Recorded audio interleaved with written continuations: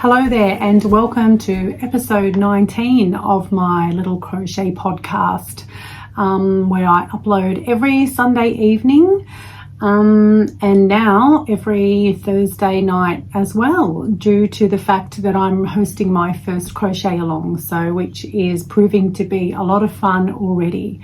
If you're new here, my name's Jenny, Inmysparetime Crochet. I've been on Instagram for quite some time now, but back in March I decided to also delve into the world of YouTube, and I'm having an absolute ball meeting lots of new people and connecting, and I'm finding that it's just a great little community. So thank you for being here.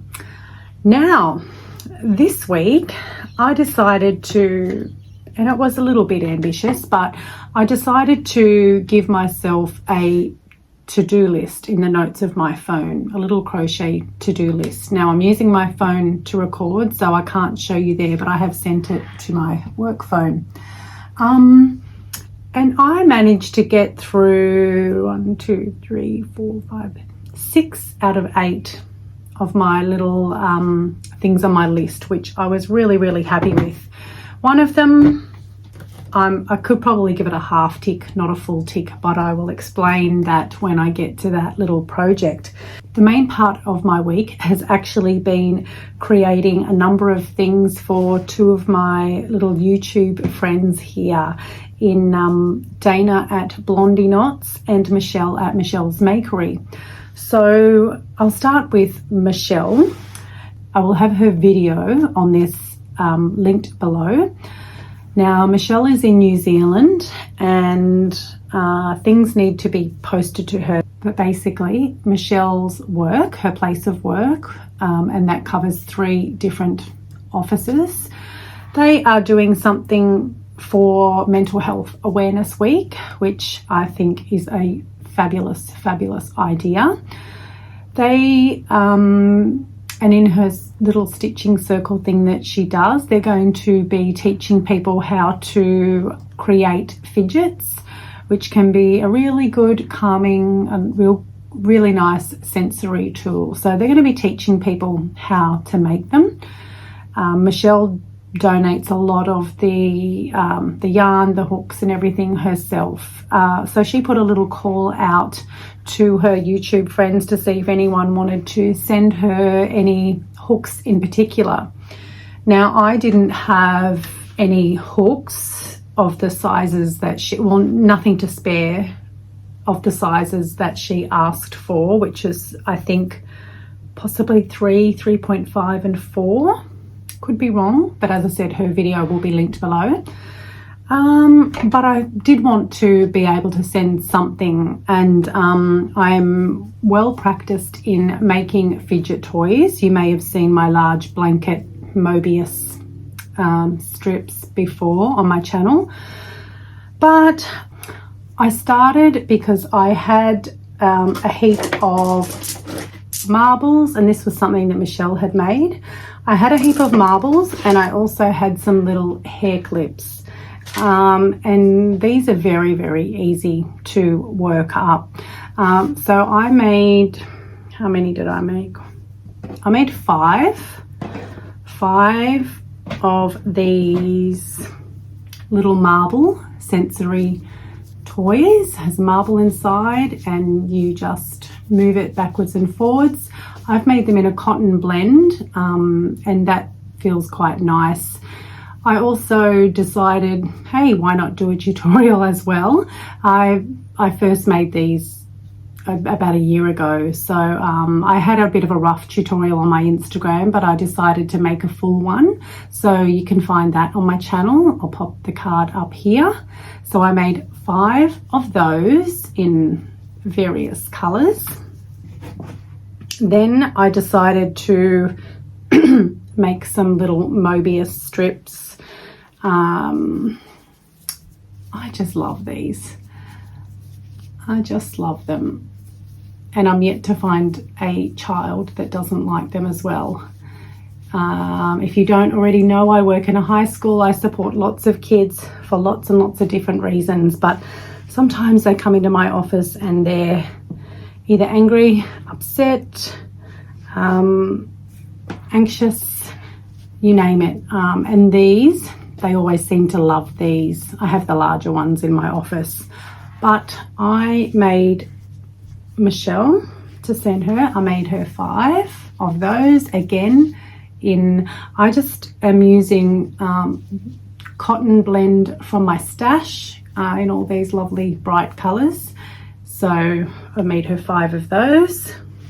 I originally had 3, but hang on, that wasn't even 5. There's the other one. There's the 5th one, pink and green. I love pink and green together. 5.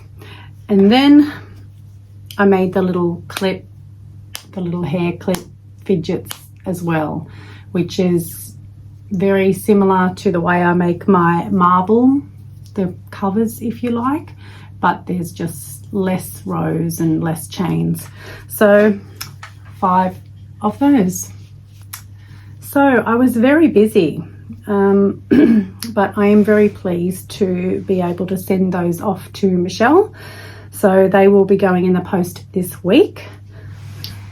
Now, due to the fact that a couple of these little collabs, community projects, whatever you want to call them, due to the fact that there's a bit of a time restriction, I guess, I decided to focus on these things rather than a couple of the things that I had on my list because they're less time sensitive. So the other thing I wanted to do, and this does need to be posted to the US. So my friend Dana at Blondie Knots, if you don't already follow her, go and give her a follow. She's just such a little sweetie. She is doing a community project where she has asked anyone that would like to contribute to send her a granny square. It can be one, it can be many. There's no rules in regards to what type of granny square, other than she has asked for 4 by 4 inch squares. So I had been on my little sunburst granny square kick, but they were going to be way too big for what she needed. So I came across, and there's quite a number of different patterns out there. And I cannot remember which one I ended up going with. I'll have to have a look, and if I can find it, I'll pop it down below. But there are many free patterns out there for little daisy granny. So I have made 10 daisy grannies in these beautiful kind of muted colors that I think go well together. So 2 of the pistachio green. This is, I guess, like a caramel color. It's a paint box, Simply Aran. I just can't quite remember which one it is. This is also paint box, I believe. But I just thought they were really sweet. Now, at this, I think that's ballet pink. But yeah, I thought they were gorgeous. Now, she doesn't know what she's going to be doing with these squares yet, so she just kind of has to wait and see how many she gets. I feel like she is going to get an awful lot, so I think she'll be able to make probably numerous blankets. Excuse me. She's thinking possibly a cardigan, bags, who knows. So it's going to be really interesting to see how many she receives, what style, and then what she does with them. So, excuse me. Feel free to get involved in either of these little community projects if you like. I feel that Michelle's one is probably a little more time sensitive than Dana's. Dana's has hers open until, well, she's accepting them up until the end of September, I believe. I will also have her information video linked below. So those community projects, I guess, if you like, did take up a fair bit of time, but I had a lot of fun doing it, and I look forward to both those lovely ladies receiving what I'm going to send them. Now, One of the other things that I had on my to-do list was to create the 4th strip for my mix and match modern crochet blanket, and this is from the book Mix and Match Modern Crochet Blankets by Esme Crick, who is Red Sparrow over on Instagram. I'm absolutely loving creating these strips. They work up quickly. They're really nice designs. I loved this bobble one. It's just like a zigzag bobble. They really do work up very, very quickly. Now, so I have 4 done now. I am making a specific blanket here, which is from the book. I will have a picture inserted here for you. I may have to leave one of them out just to get the proportions right. I'm not too sure, but I am contemplating whether to start sewing the strips together, because I would like to see how it's coming along. But the only thing that worries me is if I have issues sewing it neatly, it's going to bother me, upset me, and it might take away the enjoyment that I am currently experiencing making these strips. So I'm not really sure what to do. I'm fairly good at sewing, so I don't think I'm going to have any problem, but I just want it to look very, very neat and seamless, and I'm not sure if it will. But anyway, if you have made a blanket using this book, please let me know how you went with the sewing part. There are instructions in the book. It's a beautiful book. I absolutely love it. But I just don't know. And yeah, I just don't know. I don't know whether to start or not. We'll see. If I decide to, I'll have something to show you next week. Otherwise, I will just have strip number 5. Okay. Now, what else have I been doing? I have made square number 2 in my crochet along for a year of Granny Squares Cal, which I am hosting. We have so many people that have joined and are continuing to join. It absolutely blows me away, and I know it blows Kylie away as well, Kylie being the author of the book. Kylie has also reached out to me and said that if anyone has any problems, any questions, please just let her know. I may even see if she wants to join the Facebook group, and then people can ask her directly there. But either way, this was a lot of fun. There is a whole video dedicated to this square, and also showing all the photos that I received of everyone else's makes from the week 1 square spring kite. So this was bloom. I will have first bloom. So 2 down and 50 to go, but it's really, really enjoyable so far. There are lots and lots of people here on YouTube that are following along and joining in, and it's a lot of fun. So if you would like to get involved, you just need the book, which is fairly widely available. Okay, now another thing that I did manage to complete this week, which I don't have with me now because I have already gifted it, but I made a twist headband, I guess, ear warmer, whatever you would like to call it. I used this 2 of Wands Hue and Me yarn, which is quite a thick yarn. First time I have used it, and I think it turned out really, really well. I popped one of my little leather tags on it as well, and my friend absolutely loved it. So I was kind of guessing with the sizing, but it turned out pretty much perfect for her. So I think I see many more of those in my future.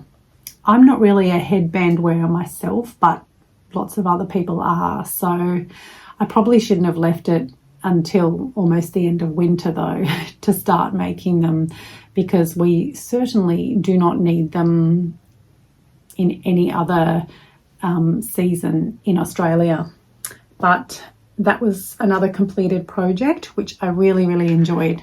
Again, with that one, I can't recall which pattern I ended up using, but again, there are many, many free patterns out there for headbands. Now, another community project, or more a cal, I guess, that I did want to discuss briefly is, and it was actually on my little to-do list to plan for it, which I haven't really, but I gave it a tick because what I did do was buy a book for it after I saw Litza with hers.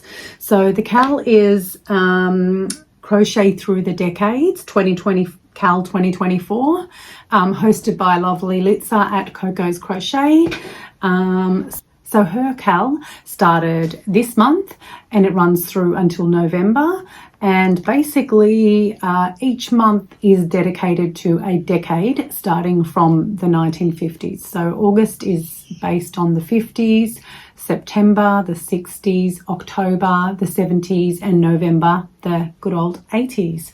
So, and there are no rules. She suggests that you find inspiration from anything related to the decades. It could be the food, the fashion, the colours, music. There's no rules. So you just need to make an item, and it can be anything. It can be amigurumi, it can be a blanket, it can be clothing. Yeah, there's no limitations on that. So, but Litza showed in one of her last videos that she came across this vintage crochet book in Big W. Big W being a store here in Australia. And so I decided that I needed to go and check out my own local Big W and have a look for it. And I found it. It's a beautiful hardcover book. It cost me $29, but it's lovely. I mean, there are definitely things in there that I would not make, but it's just really, it's really interesting looking back through it. I don't actually know if there's a pattern for this one, but like, look at that little outfit there, and you see a lot of that coming back these days. Obviously not for me. You absolutely not for me, but you know, if you're young and have a great figure, you would look very good in that. But yeah, there's lots of different patterns, definitely sort of inspiration in there. There's also, there's different categories, I suppose. I think this is just a good one to have in my little library, I guess. I might, yeah, I don't know. I quite like the look of this little tea cozy. So I don't know whether maybe I might use that pattern for one of the decades. I don't know. It has a little bit of history of crochet through there. It's a lovely little decorative garland.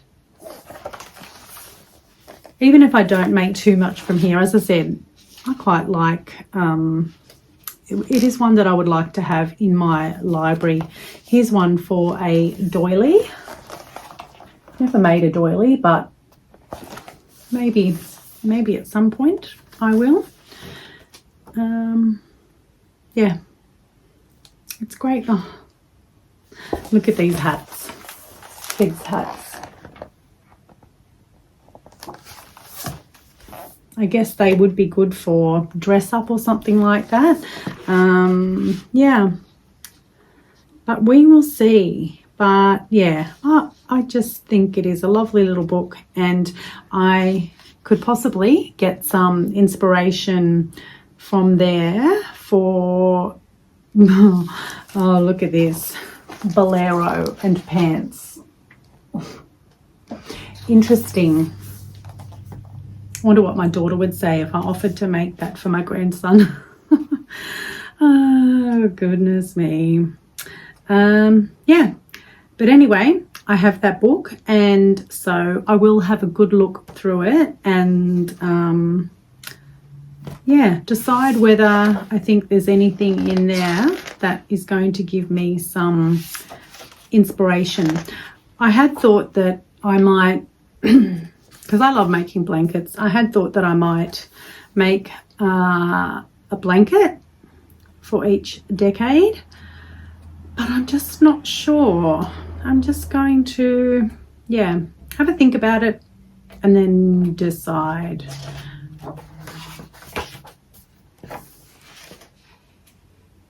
Even that, I love the look of that, and that's very, very simple. Like I wouldn't even need the pattern for that, but that's some nice little inspiration there. I can see some, I'm feeling like 70s colours there for maybe a 1970s blanket, but we'll see. We will see.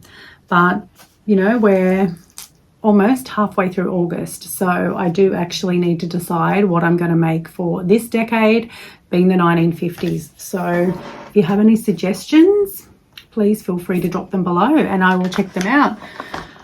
But I do believe that is it. I'm still very much behind on my Amigurumi World Tour. I think I have at least 3 things to make, but that's okay. I'll get there. As I said, this week my time did just need to be put into the things that I need to send overseas. So now that that's done, I can get on to what, you know, some of the things that I need to make. I'm also going to be away next weekend, so I'm not sure how that's going to impact my next week's video, but we will see. I will certainly do my best. I will have a video Thursday night showing everybody else's week 2 squares, and also I will have made my week 3 square as well, so I'll be sharing that. But I think that's it for now. There are many, many new faces around here. Thanks so much for being here, whether you've come on someone else's suggestion or I just popped up on your feed, whatever you call it. Either way, thank you for being here, and I hope you do stick around. Let me know if you managed to last the whole video. That's it for now. Thank you very much, and I'll see you in next week's video. Bye for now.